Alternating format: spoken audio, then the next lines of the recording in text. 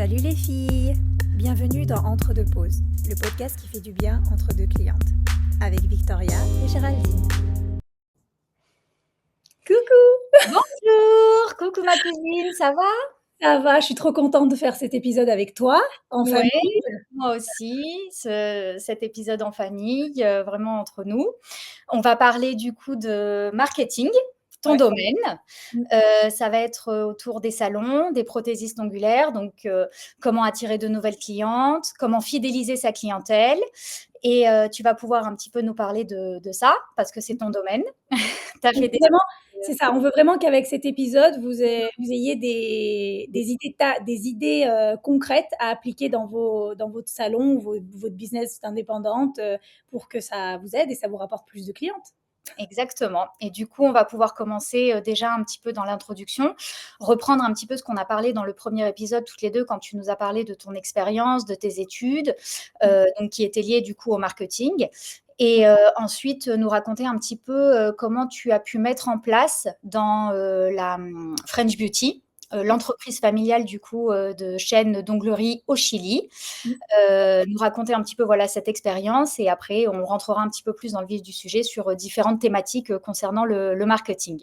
Exact, ouais.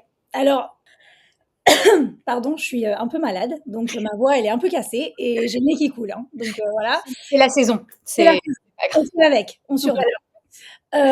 Alors pour celles qui n'ont pas vu le premier épisode, c'est un peu où on a parlé un peu de nous, de notre histoire, un peu de famille, comment on est rentré dans les ongles et notre expérience dans les ongles. Je vous conseille, si ça vous intéresse, pour comprendre un peu plus le contexte, c'est d'aller le voir. C'est là où on en parle.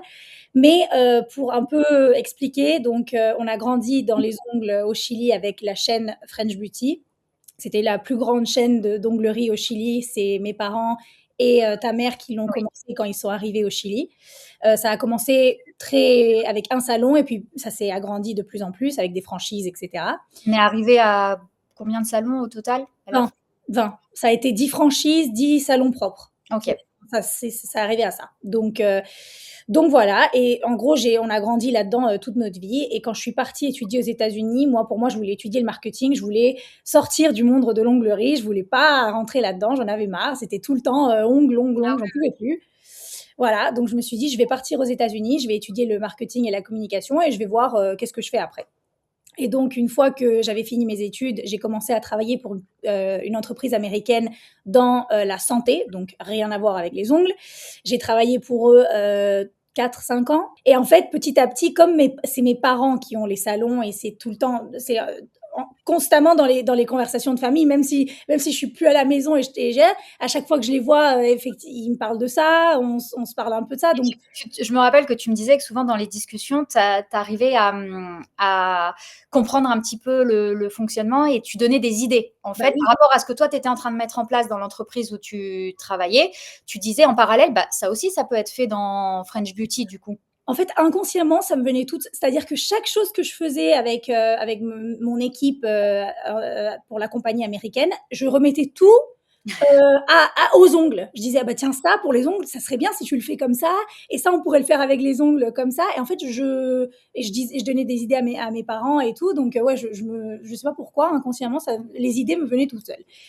Et donc, au bout d'un moment, il y a mon père qui me dit, tu sais, je vois que ça te plaît, je vois que et nous, on a besoin de marketing de toute façon parce que l'équipe qu'on a en ce moment, il a pas d'expertise. J'allais te demander, est-ce qu'il y avait quelque chose de mis en place dans Très cette... basique, très, très, très basique. C'est-à-dire qu'il y avait des réseaux sociaux, mais ils étaient très inactifs. Je veux dire, il y avait un post tous les 2 semaines. C'était beaucoup en fait, ce qu'ils avaient, c'est que la marque était très connue déjà, donc ils avaient le pouvoir de la marque et c'est la marque qui faisait beaucoup de qui attirait beaucoup l'attention. Ils allaient beaucoup à la télé, ils étaient beaucoup avec les célébrités. Donc, il y avait tout ça qui faisait qu'on reconnaissait bien la marque. Mais le marketing en tant que suivi des clientes, la base de données, la vente par Internet, genre tout ça, c'était beaucoup plus lent et beaucoup moins Avec communiqué. l'arrivée des réseaux sociaux, toutes les nouvelles méthodes sur les réseaux sociaux, du coup, n'étaient pas mises en place. Ouais, exactement. Ouais. D'accord. Donc voilà. Et donc, il m'a proposé de faire avec eux, de rentrer dans le marketing. Ok. Et bah, j'ai dit oui parce que c'est quelque chose que finalement, même si au départ je voulais pas, bah, ça me plaît et je me suis rendu compte que finalement tout ce qui est la beauté, les soins, ça me plaît. Et donc quand je suis rentrée chez French, il y avait pas mal de choses à changer en fait, c'était une marque qui avait déjà 20 ans, Mmh. plus. Non, maintenant plus, mais à l'époque où je suis rentrée, elle avait 20 ans. Mmh. Et il y avait plein de choses à refaire. C'est-à-dire que déjà, quand je suis rentrée, la première chose que j'ai fait, c'est une petite étude de marché très simple. J'ai demandé à mes copines, parce que comme j'ai grandi au Chili, j'avais des copines de mon âge au Chili, et je leur ai demandé, est-ce que vous pouvez remplir donc ce formulaire et me dire ce que vous pensez de French? Alors, quand vous entendez la marque French Beauty, vous pensez à quoi? Et la plupart, elles m'ont dit la même chose, c'est le salon d'ongles où va ma mère. Et donc là, en gros, j'ai compris, j'ai fait tilt tout de suite. J'ai compris qu'en fait, bah, c'était un salon donc pour les mamans, quoi. C'était pas le salon Une nouvelle tendance. génération un petit peu. C'était pas le salon tendance où vont toutes les OK, jeunes. d'accord. Et on le voyait dans nos statistiques. On voyait que les personnes qui nous suivaient, les personnes qui allaient sur notre site internet, c'était que des femmes dans la cinquantaine. Donc le premier objectif, ça a été de moderniser la marque et d'attirer plus de jeunes. Donc on a refait le logo, on a fait un logo beaucoup plus moderne, on a refait les façades des salons pour que ça soit plus Attractif? attractif avec des lumières LED. Enfin bref, on a fait plein de choses pour que on voit vraiment un relooking moderne du salon. Donc on a commencé par ça, mais après aussi on a attaqué un peu plus la partie marketing interne, qui Interne. est, on avait une base de données énorme parce que tu imagines bien qu'avec 20 salons, tu as une liste de bases de données qui est vraiment très très très très grande.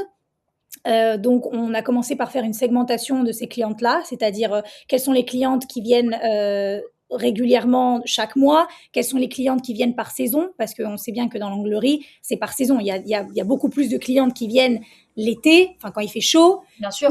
l'hiver. Oui, en fait, tu disais qu'il y avait différents services en fonction des saisons. J'imagine que l'été, c'est plus, donc les pédicures, par exemple. On va souvent parce qu'on a les on met Oui, les chaussures ouvertes, donc forcément, on se fait plus les pieds. oui, Après, s'il y a le service d'épilation, par exemple, bah, forcément, il va y avoir plus aussi, d'épilation.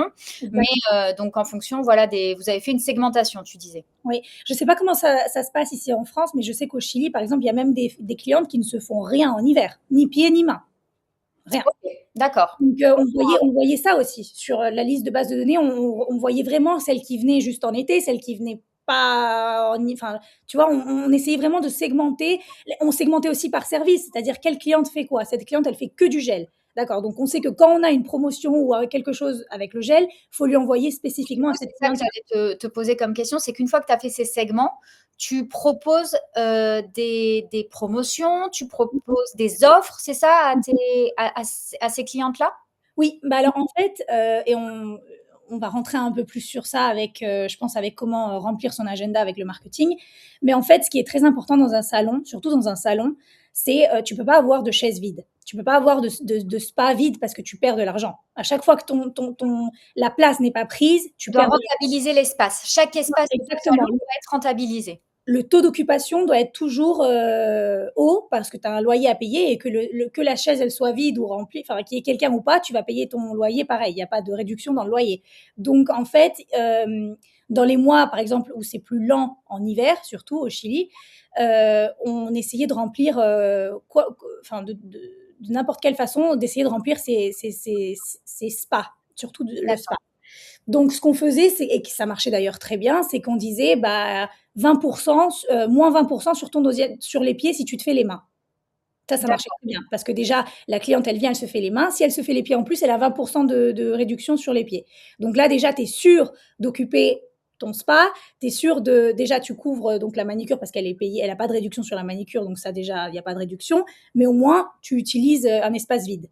D'accord, et je me rappelle qu'il y avait aussi une promotion de venir avec une copine ou de venir avec quelqu'un aussi. Oui. Oui. Ça permet aussi d'avoir une réduction et de proposer plusieurs services. Et d'attirer plus de nouvelles clientes dans ton salon. Parce Mmh. que si la copine, elle ne connaît pas French Beauty, elle est jamais allée ou ton salon et qu'elle va et qu'elle essaye avec sa copine et que ça se passe très bien, la prochaine fois, elle reviendra dans ton salon aussi. Donc, tu as gagné une cliente. Et donc ça, c'est plus une technique, on va dire, quand tu as une grande base de données, que tu as un salon. que tu as beaucoup de clientes. Oui. Et par rapport à une prothésiste ongulaire indépendante qui va avoir aussi son carnet d'adresses, hein, évidemment, mais peut-être moins volumineux, Mmh. est-ce que du coup, c'est les mêmes stratégies ou c'est comment tu peux l'expliquer justement pour l'agenda?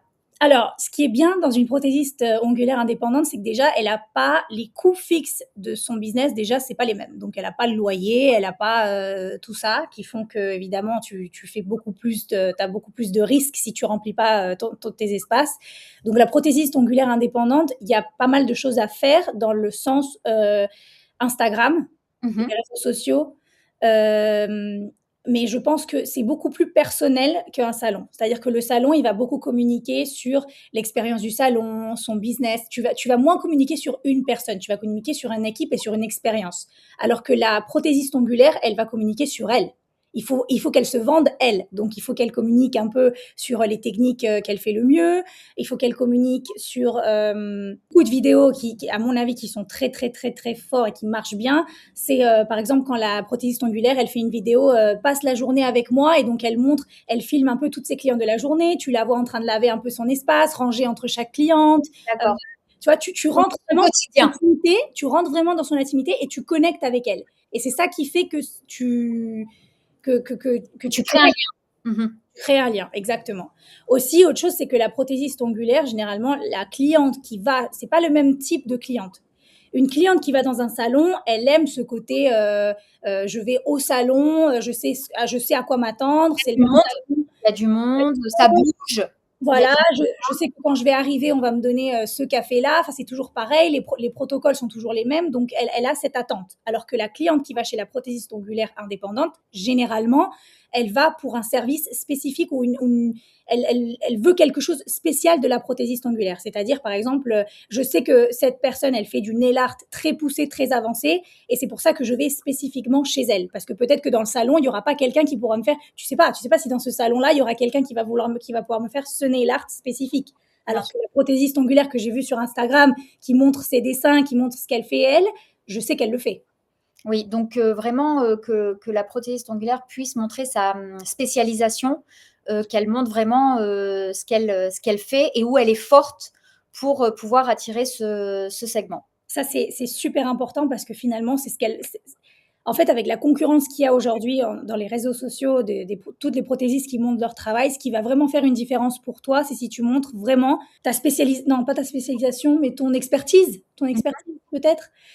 Si tu es quelqu'un que tu sais que tu fais la manicure russe de façon extraordinaire, que tout le monde te le dit, que ta manicure russe, elle est extraordinaire, bah, moi, je te conseille de mettre partout dans ton Instagram que ta manicure russe est extraordinaire. Parce que les clientes qui veulent spécifiquement une manicure russe, elles vont savoir tout de suite que la tienne est extraordinaire par rapport à d'autres gens qui n'en parlent pas. Et du coup, que comme il y a beaucoup de vidéos ou de photos, tu as l'habitude d'en faire, donc tu es vraiment, spécialisée dans ça.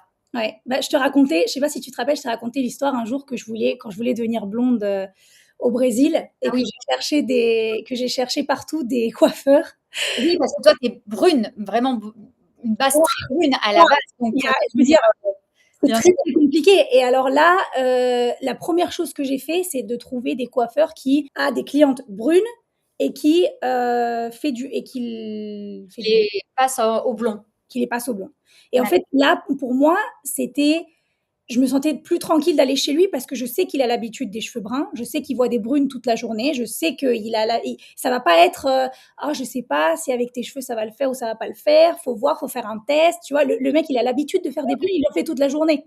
Ouais, ouais. Donc je suis plus tranquille d'aller chez lui que dans un salon où je vois de tout et je sais pas vraiment s'ils ont fait ma couleur, je sais pas vraiment s'ils sont confortables avec s'ils se Oui, sentent parce que là, tu recherchais vraiment une, spécificité. exact. Demain, tu veux vraiment juste faire un vernis semi-permanent, bah, tu cherches un peu l'expérience, c'est pas très grave. Tu vas dans un salon où tu sais que tu vas être coukouné, le salon est beau, c'est agréable, c'est cosy, voilà. Mais si Exactement. tu cherches vraiment une spécificité, par exemple, j'ai envie de me faire des ongles d'une certaine forme avec, un certain nail art, là, tu peux pas aller n'importe où. Tu vas vraiment chercher quelqu'un de, spécialisé dans ce que tu cherches. Exactement. Si tu es OK. quelqu'un qui veut, vraiment très spécifique, les ongles, on appelle ça les clean nails, parce que c'est Mmh. généralement la Mmh. La manicure manucure russe. courte avec une rubber base ou un gel, très nude. tu vas pas aller chez une prothésiste ongulaire qui fait des capsules américaines comme ça et du nail art. Enfin, Bien sûr. tu peux, parce qu'elle Oui, oui, bien sûr. elle sait le faire bien, c'est pas qu'elle sait pas le faire, mais c'est que tu vas surtout aller sur un clean look. Donc, c'est ça ce que tu vas rechercher sur les réseaux sociaux. Bien sûr. Et du coup, pour continuer et rentrer un peu plus dans la fidélisation, pour toi, la relation durable et en fin de compte, que peut créer une prothésiste ongulaire avec sa cliente, c'est un peu basé sur quoi? Sur quels critères? Est-ce que le marketing, du coup, rentre en jeu? Alors, pour une prothésiste ongulaire indépendante, c'est beaucoup sur l'expérience que la cliente, elle va avoir avec elle. C'est-à-dire que c'est un peu moins le côté marketing, système, base de données, réseaux sociaux, vidéos, c'est moins ce côté-là et plus le côté sur l'expérience de la cliente. Il faut que la cliente, elle se sente bien, qu'elle ait de la confiance avec toi, il faut avoir une conversation avec elle, il faut avoir une écoute, faut que si tu t'arrives à te souvenir un peu de ces histoires de famille, d'enfants, ça c'est un côté un peu psychologique qui aide à la cliente de se dire tiens, elle se rappelle de moi, la dernière fois on a parlé de mes enfants, là elle me pose elle me pose la question de comment ils vont, etc. Donc ça c'est des choses un peu plus relation, on va dire humaine, mais il faut que la cliente elle se sente bien avec toi et que finalement si la cliente au final si la cliente, elle se sent bien avec toi, que tu respectes, on va dire, tes temps, que tu n'es pas trop en retard, que ton travail est bien fait, qui est durable, elle va revenir, c'est sûr, parce qu'il n'y a pas de contrainte, on va dire. Et tu disais aussi de prévoir toujours à chaque fin de rendez-vous, on en avait discuté, de tout de suite anticiper et de prévoir pour peut-être pour un salon aussi, mais pour une prothésiste ongulaire indépendante, toujours comme son agenda, du coup, est vite, quand elle a son carnet de clientèle est vite complet, toujours prévoir à l'avance pour pas être à court ou pour pas avoir manqué son rendez-vous. Toujours à la fin du service, prendre rendez-vous. Pour les deux, pour un salon et pour la prothésiste indépendante, c'est super important. C'est juste que ça va être fait différemment. C'est-à-dire qu'avec la prothésiste indépendante chez elle, elle va le faire de façon beaucoup plus naturelle. C'est-à-dire qu'elle va finir sa pause et après, elle va lui dire bon, alors quand est-ce qu'on se revoit ou j'ai un peu parce que déjà l'agenda est plus surbooké généralement avec l'indépendante parce qu'il y a moins d'agenda. Un salon, il a différents types, il a plusieurs prothésistes ongulaires, donc l'agenda est un peu ouvert. Enfin, ça dépend si tu es surbooké, mais généralement, il y a de la place. Donc ça va être plus on se revoit quand, est-ce que tu as une idée de quand? Ah mais je pars en vacances, je sais pas, mais je reviens tel jour. Ah bah tel jour je t'enverrai un message, on coordine, il n'y a pas de souci. Déjà rien que pour lui mettre l'idée à la tête à la cliente dans son subconscient qu'on va se revoir, qu'elle va revenir. Oui. Et dans le salon, c'est plus installer un système de messages, WhatsApp, SMS pour, tu sais que la cliente, elle est venue il y a 2-3 semaines, tu vas lui envoyer un message pour lui dire alors comment vont Pensez à prendre rendez-vous vous, voilà. D'accord. Et du coup, oui, il y a aussi des systèmes de rendez-vous en ligne, c'est ça aussi qu'on peut appliquer? Bien sûr. En France, il y a un système qui est vachement connu qui s'appelle Planity. Oui. Beaucoup de prothésistes ongulaires l'utilisent et je pense que c'est un bon système parce qu'il est facile à mettre en place, il est facile à utiliser quand tu n'es pas. C'est vrai que c'est très très simple, très facile. Très facile et quand tu n'as pas de connaissances en marketing, tu veux quelque chose qui soit simple, tu veux pas penser à ça. Et Planity te donne plein d'options pour justement les messages que tu peux envoyer, les mails de confirmation, les bases de données. Donc c'est déjà une bonne partie du travail qui est fait. D'accord. Et au niveau de la fidélisation, il y a eu des moyens à ta connaissance que tu as pu mettre en place qui ont marché? Est-ce que tu as des idées ou que tu as fait dans French Beauty, par exemple, que tu peux nous raconter et qui pourraient éventuellement servir? Oui, bien sûr. Je pense qu'on la voit partout un peu aujourd'hui, c'est la carte de fidélité. Tout le monde l'a fait, mais tout le monde l'a fait en physique. Genre, on te donne un petit bout une petite carte ou un petit. Je sais pas, mon père, il en a eu une de Auchan il y a pas longtemps. Auchan, pardon. Auchan. Et c'est comme un petit tag. Et le problème, c'est que ça, Moi, je les ai tous perdus. Les toutes petites, je les ai toutes perdues. Et après, mon petit portefeuille, j'ai un petit portefeuille exprès pour que les cartes fidélité. Ouais. Et je t'avoue que j'y pense pas. Alors que il y a une enseigne qui a fait sa carte sur le téléphone avec l'application. Et là, par contre, c'est nickel. Tu peux tout. Voilà. J'allais justement te le montrer, tiens. Ah, Parce que c'est du coup, c'est ce qu'on a fait. Une des premières choses qu'on a fait chez French Beauty, c'est donc mettre en place la carte de fidélité.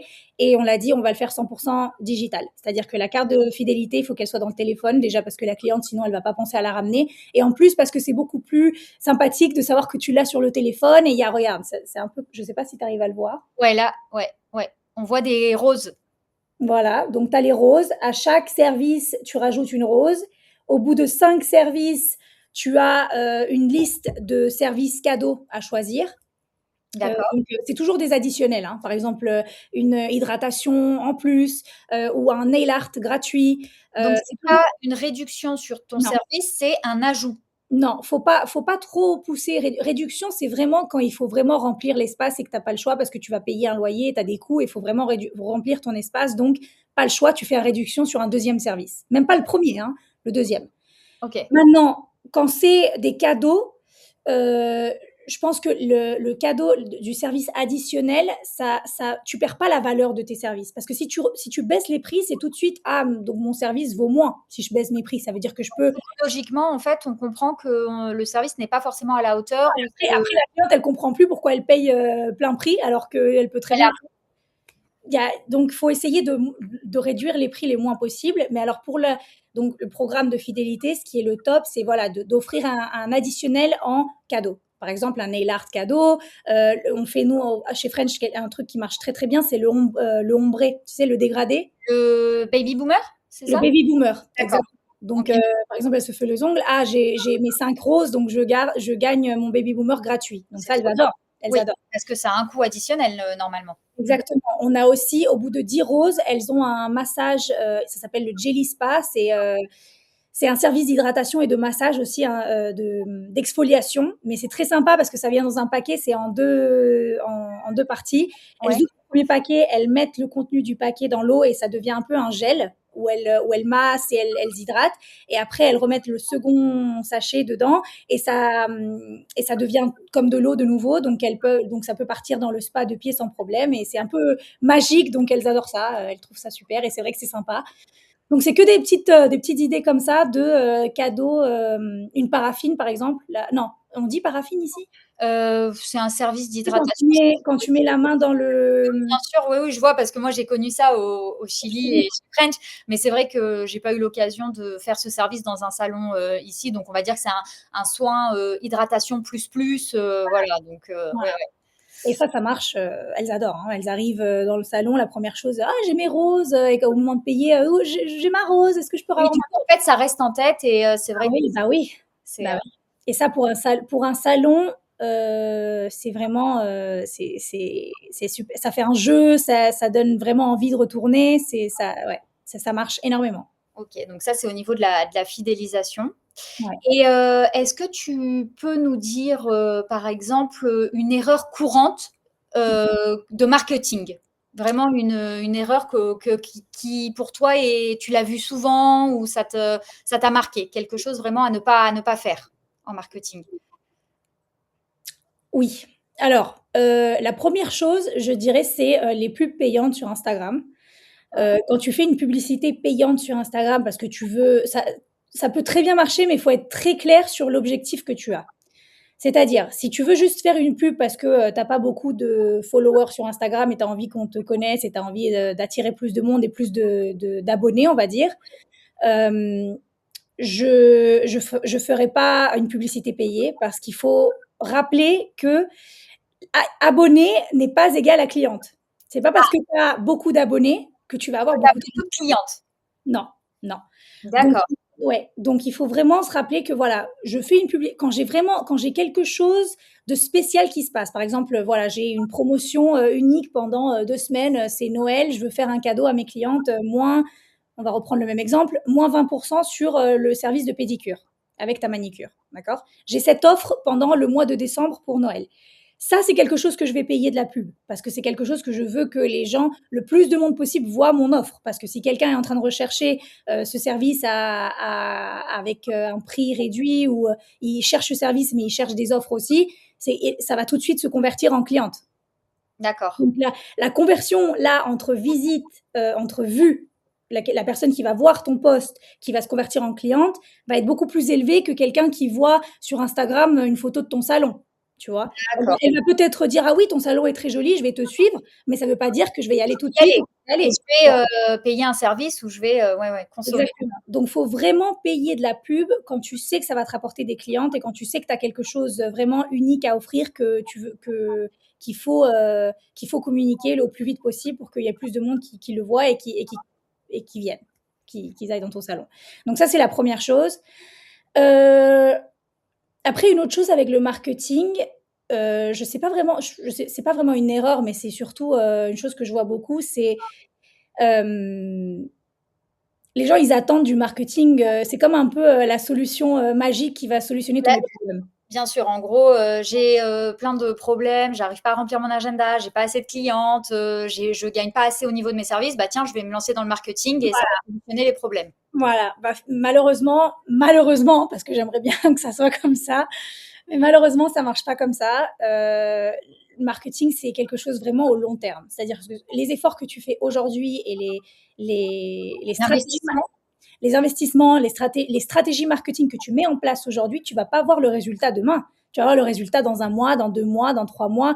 Donc, il faut vraiment savoir à quoi s'attendre. Il faut pas avoir des idées surréalistes. Ah oui, je vais faire cette promotion et je vais remplir mon salon du jour au lendemain. Non, ça marche pas comme ça. Maintenant, si tu commences, que tu ouvres ton Instagram, que tu commences à publier du contenu très régulier. de façon très régulière, que ton contenu a un niveau. Il faut pas que ça soit parfait parce qu'attention, je vois aussi beaucoup qui disent oui, mais moi, je sais pas faire de vidéos et mes vidéos, elles sont nulles et mes photos, je sais pas les prendre. Et il y a plein de prothésistes ongulaires sur Instagram qui font beaucoup mieux que moi, donc à quoi ça sert que je monte? En fait, si tu attends à que ça soit parfait pour commencer, tu vas jamais commencer parce qu'il y a il y a toujours plus parfait, il y a toujours quelqu'un qui va savoir prendre des photos mieux. Mais il faut se lancer, il faut se lancer, il faut être consistant parce que de toute façon, il y a quelqu'un, s'il y a beaucoup de prothésistes ongulaires sur Instagram, il y a encore plus de clientes. Tu vois ce que je veux dire? Il y a beaucoup de prothésistes ongulaires sur Instagram, mais des clientes potentielles, il y en a encore plus que des prothésistes ongulaires. Donc, au final, il y a toujours quelqu'un qui peut tomber sur ton profil et dire: «Ah oui, moi j'aime ça, moi je veux ça». Bien sûr. Oui, ouais.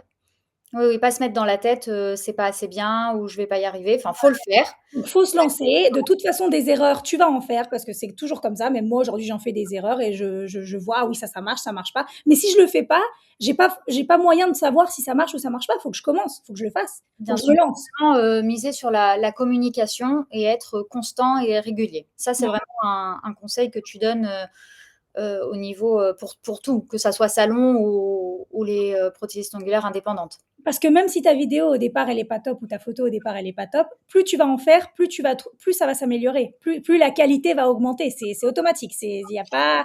Là, Tu, en plus, on parle de réseaux sociaux et donc vidéos, donc j'imagine que, enfin, comme on en parlait, donc lié directement à Instagram. Parce que toi, aujourd'hui, c'est vraiment le réseau social qui marche le mieux en termes de communication et marketing. Faire de la pub dans les journaux comme ça se faisait avant, ou une affiche, tu sais, dans la rue, tu as plein de panneaux avec des affiches, tout ça. Pour toi, ça, c'est le marketing old school ou... Alors, je dis pas que ce marketing ne marche pas ou que D'accord. faut old school pour que ça marche. Je pense Ok. qu'il y a tout, il y a du public pour tout, hein. Il y a, Mhm. il y a du public qui va s'asseoir dans son arrêt de bus et qui va voir ton salon sur un affiche et qui va dire: Bien «Oh, sûr. j'aime bien ça. Attends, je vais scanner ce QR code-là et je vais prendre rendez-vous». Ça peut arriver. Le problème, c'est qu'il faut voir le coût par rapport à ce que ça va te rapporter.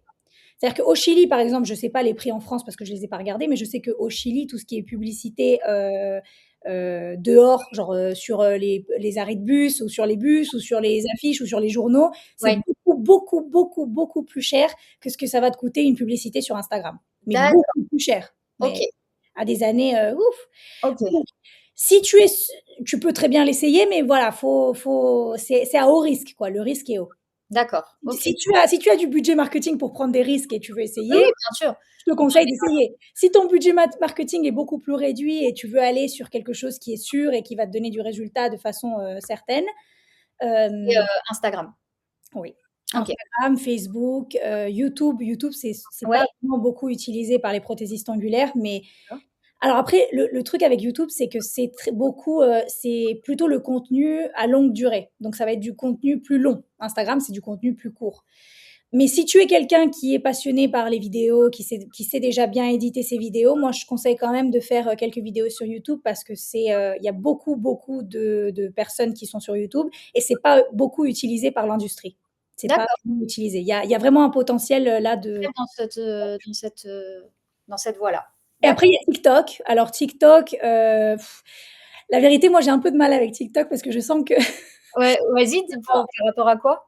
Bah, c'est-à-dire que TikTok, c'est surtout tendance. C'est-à-dire qu'il faut trouver le son qui est tendance, faut trouver la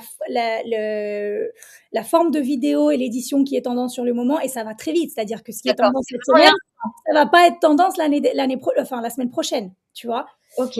Donc, si tu veux, sur TikTok, ça peut marcher très bien. C'est-à-dire que tu peux gagner beaucoup de vues, beaucoup d'abonnés très très vite si ta vidéo elle performe très très bien. Mais faut se dire que c'est un travail constant, c'est-à-dire qu'il faut être sur TikTok toute la journée. C'est pas je suis sur TikTok 2 fois par semaine ou 3 fois par semaine de temps en temps quand j'ai rien à faire que tu vas voir vraiment une réussite. Il faut vraiment être spécialiste. Et moi, TikTok, franchement, je trouve que c'est encore un métier. Faut être spécial. Faut que ce soit un métier à part. Spécialiste TikTok, OK, pas autre chose parce que c'est vraiment. Faut passer toute la journée. Et OK. aussi rappeler que voilà, les vues et attirer les vues et attirer les abonnés, c'est pas nécessairement ce qui va te rapporter des clientes. Donc, il faut vraiment faire cette part des choses, c'est-à-dire d'accord, TikTok, oui, ça me rapporte beaucoup de vues, il y a beaucoup de gens qui regardent mes vidéos, mais est-ce que c'est mes clientes que je veux attirer? Est-ce que c'est des clientes qui cherchent des prix moins chers? Est-ce que c'est des autres prothésistes ongulaires qui sont en train de regarder mes vidéos pour avoir des idées de quoi faire? Tu vois ce que je veux dire? Tu n'arrives pas vraiment à segmenter qui te voit et voilà. Et ce que tu peux faire avec, du coup, ces followers. Exactement.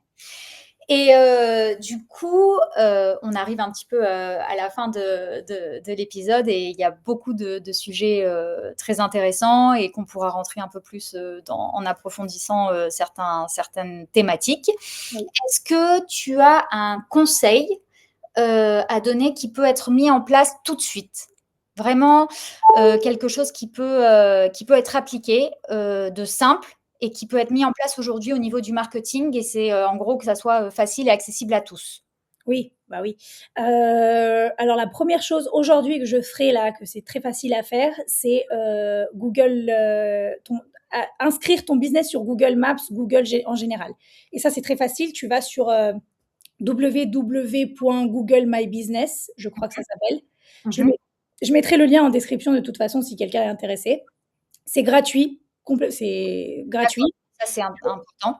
Voilà, tu rentres sur la page, tu inscris ton salon ou ton business, tu mets, toutes les informations, nom, adresse, téléphone, les horaires, à laquelle tu ouvres, tu fermes et cetera.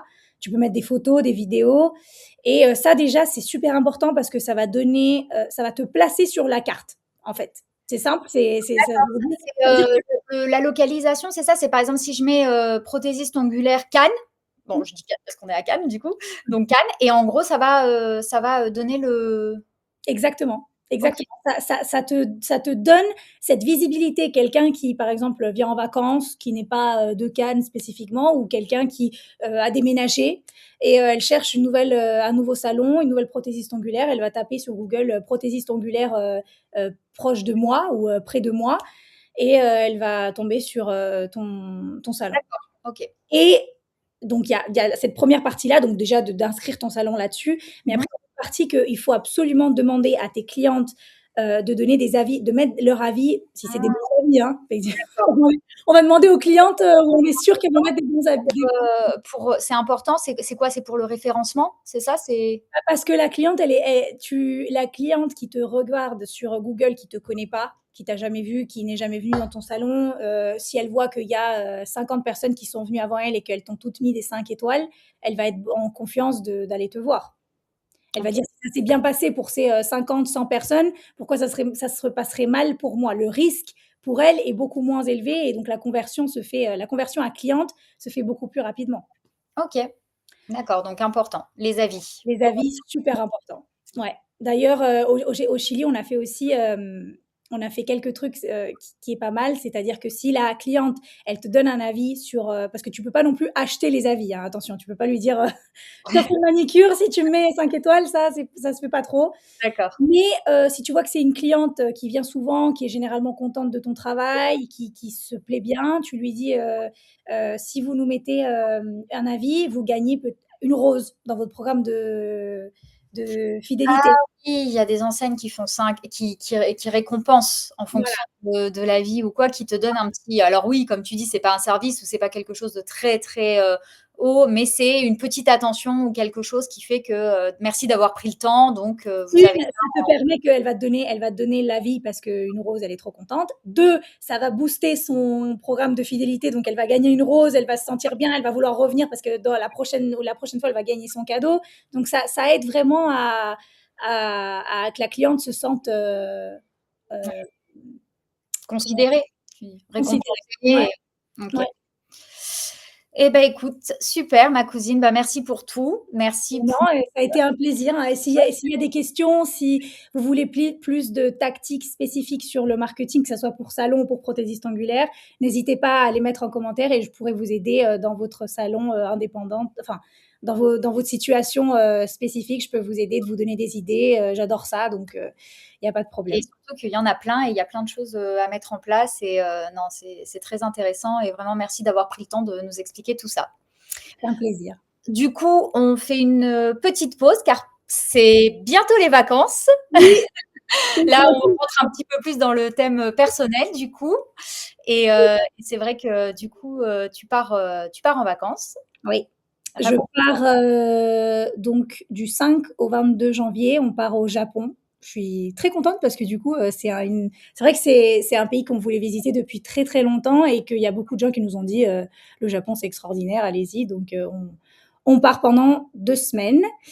Donc ça va être un peu compliqué Les, les les podcasts. podcasts. Il y a une petite pause voilà, qu'on va faire, mais bon, c'est pas bien longtemps. Donc, ça sera fin janvier qu'on reviendra du coup avec les épisodes. Mais on va revenir Bien sûr. motivés, avec plein d'idées, Et avec tu la nous meilleure. raconteras, tu nous feras une petite. On va pas faire un podcast sur le Oui, Japon. Bon, après, pourquoi pas. Mais tu nous racontes. je vais aller dans tous les salons d'ongles Ah, trop bien. Ah, ça, pour c'est voir. bien. C'est une bonne idée Bah oui, de faire un retour sur l'expérience, ce que tu as vu là-bas, ce qui est mis en place. je vais aller me faire les ongles là-bas et je vais vous raconter comment ça se passe au Japon, ce qu'il y a de différent, ce qu'ils font Bien sûr, pareil. Je trouve c'est ça clair. intéressant. Ah ouais, avec plaisir. Ouais, non, vraiment. Prends Et des toi, photos. du coup, tu fais quoi dans tes Bah, vacances? nous, du coup, le ski, toujours le ski, le ski. C'est des fans de ski, hein, ils sont tous les week-ends à la montagne. C'est ça, donc nous, voilà, un petit peu avec la famille et puis quelques jours au ski, donc voilà, avec la montagne, l'air frais, de la bonne neige, donc voilà, tout pour être bien. Des raclettes, Ah oui, surtout les raclettes, surtout les raclettes. faut pas oublier, prendre des forces. Donc voilà, oui, on vous racontera tout ça au retour et en tout cas passer de bonnes fêtes, tout. Donc on vous souhaite Profitez le bien. meilleur. Ouais, Ouais, et on se revoit donc du coup l'année prochaine. c'est ça, l'année prochaine. Voilà. Bah, gros bisous à Gros toutes bisous, et à tous. à très bientôt. À bientôt. Bisous.